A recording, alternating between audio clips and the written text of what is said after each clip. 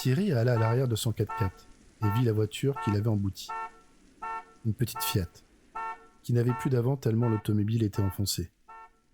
Le conducteur faisait corps avec son véhicule, incrusté qu'il était, à mi-chemin de la vitre avant et son siège retourné. Devant le terrible spectacle, Thierry appela sur son portable les secours. À peine eut-il le temps de raccrocher lorsqu'une petite femme légèrement dégarnie s'approcha de lui.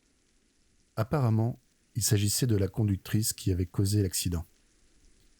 Il la dévisagea un instant pour se faire une idée plus précise du personnage. Elle semblait avoir rencontré le diable en personne, ou alors son disciple le plus assidu. « Mon Dieu, c'est pas moi. C'est de la faute de cet homme sur la route. J'ai freiné pour ne pas l'écraser. Mais il n'a pas bougé. Il semblait s'être mis au travers de la route exprès. Ça ne peut être que ça. » Et qu'est-il advenu de cet individu ? Demanda Thierry.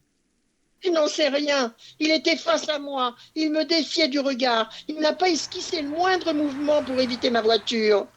J'ai brutalement appuyé sur la pédale de frein et j'ai glissé. Avec la pluie, je n'ai rien vu. Je suis donc descendu de mon véhicule pour vérifier qu'il n'était pas dessous. Et alors ? Vous ne me croirez peut-être pas, mais il n'était pas là.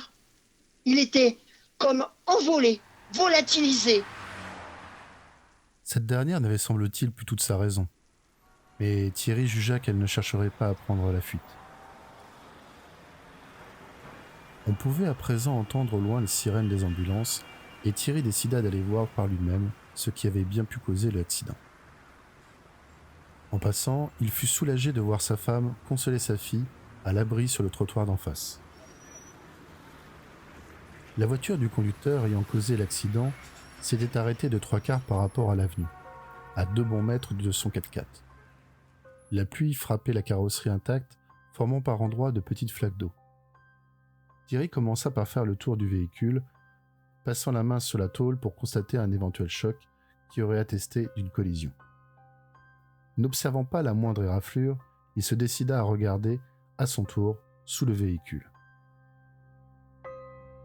En se baissant, il remarqua qu'un gant en cuir noir était coincé sous la roue avant.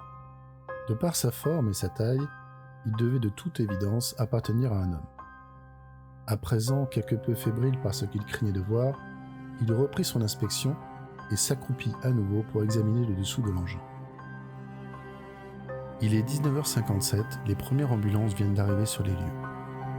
Le costume trempé, allongé dans une énorme flaque d'eau, Thierry scrutait le dessous du véhicule. Il n'y trouva rien d'autre que le gant qu'il venait de ramasser. Il avait beau faire sombre, l'obscurité n'aurait pas pu dissimuler une victime. Un accidenté de la route, ça laisse des traces, et certainement un peu plus qu'un gant. Pourtant, pas plus la carrosserie que les marques laissées sur la route accréditaient cette hypothèse. Se remettant à genoux, Thierry entendit le grondement caractéristique du moteur de son 4x4. Dans l'empressement, Thierry suivit l'accident, il avait laissé ses pieds sur le contact. Profitant de l'agitation, un malfaiteur sans scrupules tentait de lui dérober son véhicule. Il se redressa d'un coup, puis se précipita vers l'engin pour essayer de barrer la route au scélérat en mettant son corps en opposition. Le crissement des pneus eut au fait de l'arrêter dans sa vaine tentative. Sa voiture prenait le large et Thierry prenait l'eau. Et c'est impuissant qu'il regarda s'éloigner son merveilleux 4x4.